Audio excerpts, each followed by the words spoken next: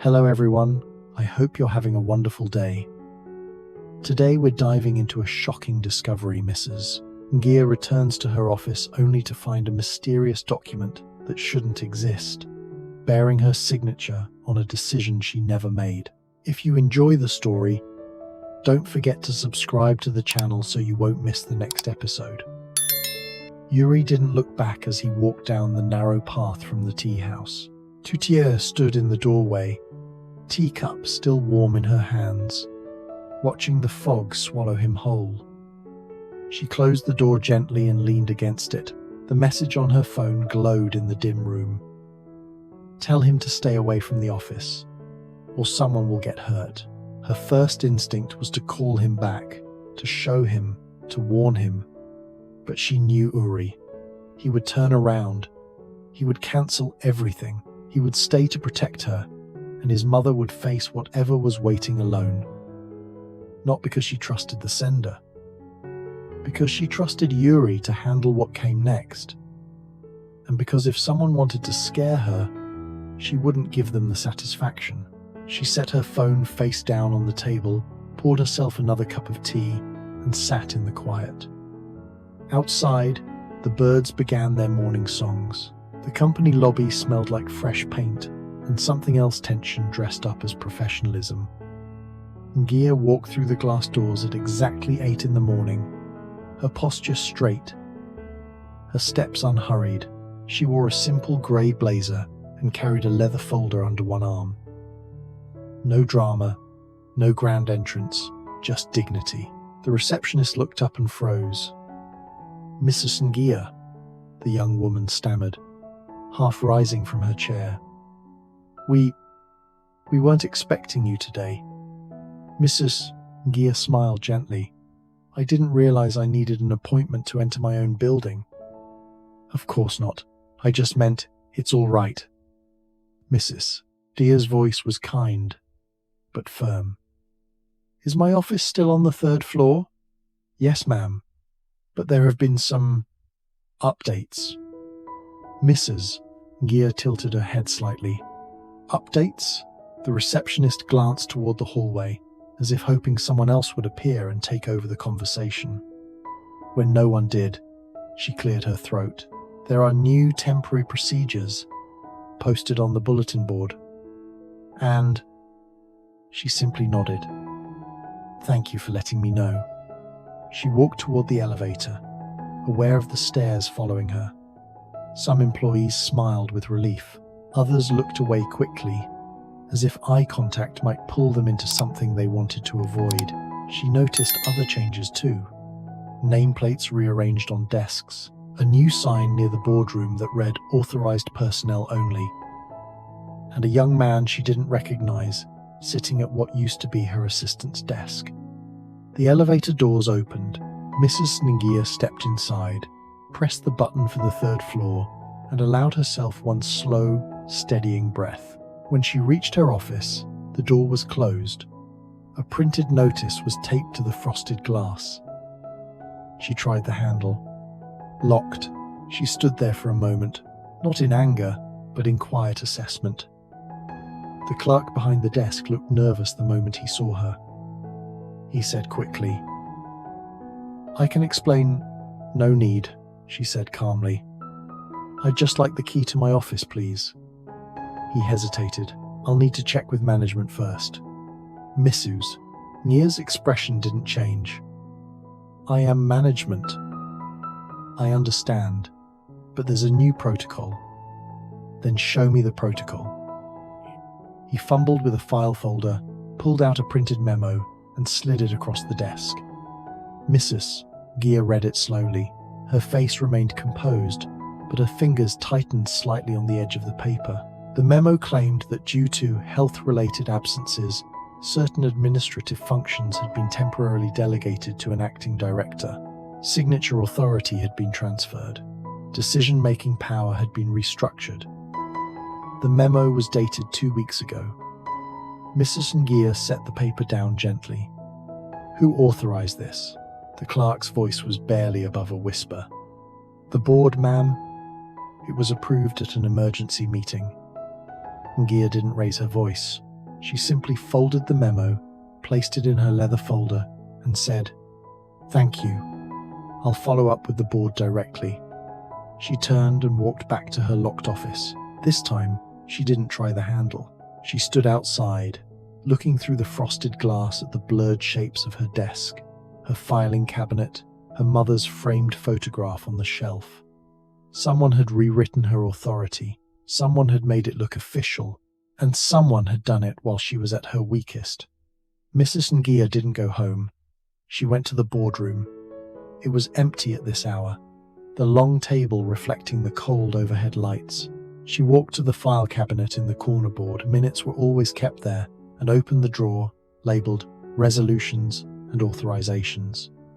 She flipped through the folders carefully, methodically.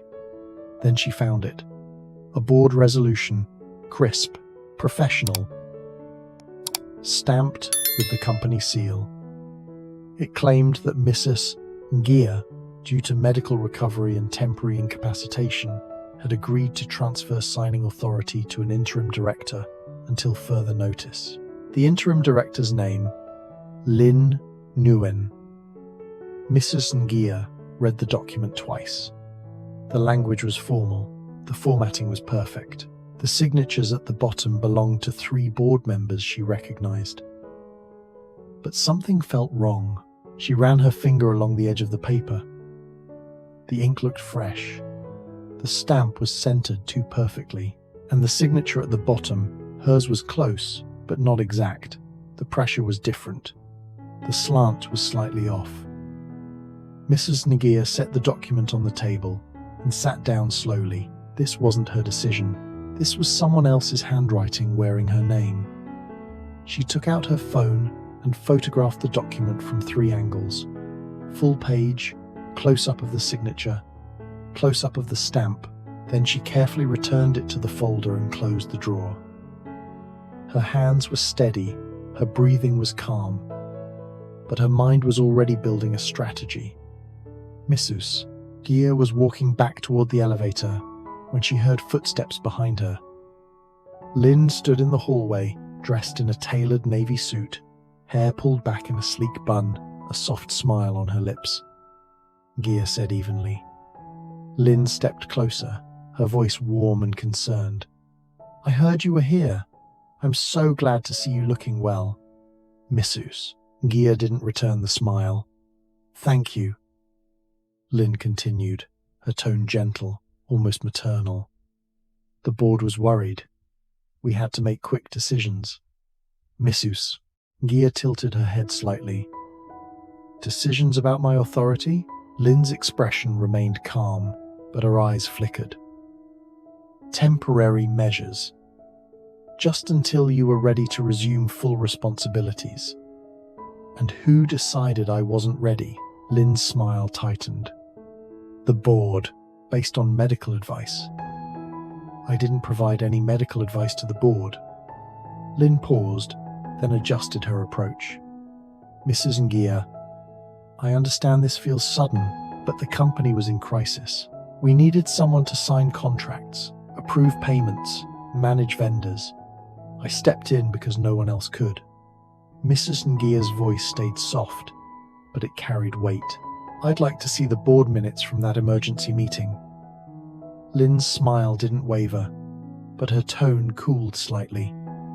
"Of course, I'll have someone send them to you. I'd prefer the originals." "Then I'll wait." Lynn's eyes narrowed just a fraction. "Mrs. Ngia, I hope you're not suggesting there was anything improper about the process." "I'm not suggesting anything," Mrs. Ngia said calmly. "I'm asking for transparency." Lynn's smile was still in place, but her voice dropped to something quieter, almost confidential. "We should discuss this privately. Let's schedule a meeting later this week." Mrs. Ngia didn't agree. She simply said, "I'll be in touch." As the doors closed, she saw Lynn pull out her phone and gesture to a nearby staff member, a young man who immediately pulled out a notepad and began writing. Yuri was on site at a construction project when his phone buzzed. He wiped the dust off his hands and checked the screen. Email notification. Updated signing authority internal memo. He opened it. The message was short, professional, and copied to all senior staff. It outlined the temporary restructuring and reminded employees that all contract approvals now required Lynn's signature. Yuri frowned. He scrolled to the bottom. The memo was signed by Mr. Tuan. His phone rang. Unknown extension, he answered. Yuri, it's Tuan. Yuri's jaw tightened slightly, but his voice stayed even. Mr. Tuan, I wanted to reach out personally, Mr. Tuan said smoothly. I know this change might seem abrupt, but it's in the company's best interest. Your mother's health is our priority, and Lynn has been managing things beautifully. He walked away from the construction noise into a quiet stairwell. My mother didn't mention delegating her authority, Yuri said carefully. She didn't need to. The board handled it. It's all documented. I'd like to see that documentation. There was a pause. Then Mr. Tuan's voice hardened, just slightly. Yuri, I understand your concern, but questioning this publicly could create problems. For you, for your mother, I'm advising you, as a friend, to support this transition. Yuri's grip on the phone tightened, but his voice remained calm. I'm not questioning it publicly. I'm asking for clarity. Clarity can wait. Right now, the company needs unity. Unity built on truth, Yuri said quietly. Not assumptions. Another pause. Then Mr. Tuan sighed. I hope you'll reconsider. For your own sake. The call ended. Yuri stood in the stairwell, staring at the cement wall. His first instinct was anger. His second was fear, not for himself, but for his mother. He called Tu Tieu.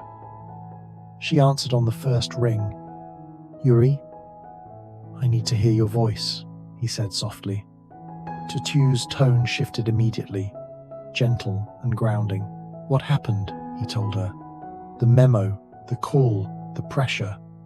Tu Tieu listened without interrupting. Then she said, breathe. Don't answer fear with fear. Yuri closed his eyes. They're trying to box me in. Then we find another door. Yuri exhaled slowly. I'm going to ask my mother what she wants me to do. Good, Tu Tieu said, and whatever she says, I'm with you. Gia sat in her small living room with Yuri across from her. Tu Tieu was on the phone, her face visible on the screen propped against a cushion. The three of them sat in the warm lamplight, the outside world held at bay by drawn curtains and the quiet hum of the kettle. I need to tell you both something. Mrs. Nia began, her voice calm but serious. There's a document at the company. It claims I authorized Lynn to take over my signing power. Yuri's expression darkened, but you didn't. No. Tu Tieu leaned closer to the camera.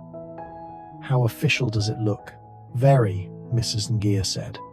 Stamps, signatures, board approval. If I didn't know better, I'd believe it myself. Yuri's hands curled into fists on his knees, but his voice stayed steady. Then we prove it's fake. Mrs. Ngia nodded. That's why I'm asking for your help. She explained what she needed. Yuri would quietly gather internal evidence, email trails, board notices, any communication about the document's creation or distribution. He had access to systems she no longer did. Tu Tieu would do what she did best. Careful observation, quiet record-keeping, noticing the small things others missed. I don't want revenge, Mrs. Ngia said firmly. I want truth. We fight with truth. Yuri met his mother's eyes. I'll find it. Tu Tieu's voice came through the phone, soft but resolute. I'll help, however I can. Ngia looked at them, both her son and the young woman who had already become family, and felt something settle in her chest. Thank you, she said quietly. Both of you. Yuri leaned forward. Mum, I promise. We'll get through this without anger, without breaking. Mrs. Gear's eyes glistened. I know you will. Later that night, back at the tea house, Tu Tieu sat at her small wooden table with her phone in front of her. Yuri had sent her a scanned copy of the authorization document, the one Mrs. Gear had photographed earlier. Tu Tieu zoomed in on the image, studying every detail. The rain tapped gently on the roof. A single lamp cast a warm glow over the table. Her tea had gone cold, but she didn't notice. She examined the company stamp first. Clean, centered, almost too perfect. Then the signature. The loops were close, but the pressure seemed uneven, like someone had traced it rather than written it. And then she saw it. A faint mark near the bottom right corner. It looked like an ink smear, but the shape was too precise, too digital. Tu Tieu enlarged the image further. The mark had edges sharp, pixelated edges that natural ink wouldn't have. Her breath caught. She opened another image Yuri had sent earlier, a copy of an old company contract with Mrs. Gear's real signature. She zoomed in on that one too. No mark, no digital edge, just smooth, natural ink. Tu Tieu's hands trembled slightly as she set the phone down. This wasn't just office politics. This was forgery. Tu Tieu called Yuri immediately. He answered, voice tired but alert. There's something wrong with the scan, she said quietly. What do you mean? Tu Tieu described the ink mark, the pixelated edge, the difference between this document and the old one. Yuri went silent. Yuri, she whispered. When he spoke again, his voice was low, careful, like he was standing on the edge of something dangerous. If this was edited, if someone created this digitally, then it's not just a transfer of power. Tu Tieu finished. It's fraud. Silence stretched between them. Finally, Yuri said, we need to tell my mother tonight. Agreed. But before he could hang up, Tu Tieu added, Yuri, if this was forged, someone went to a lot of trouble to make it look real. That means they're protecting something bigger. Yuri's jaw tightened. Or someone. Tu Tieu's screen glowed in the dark room. Outside, the rain grew heavier. Yuri, she said softly, if this was edited, then who has the original? The question hung in the air like smoke, and neither of them had an answer.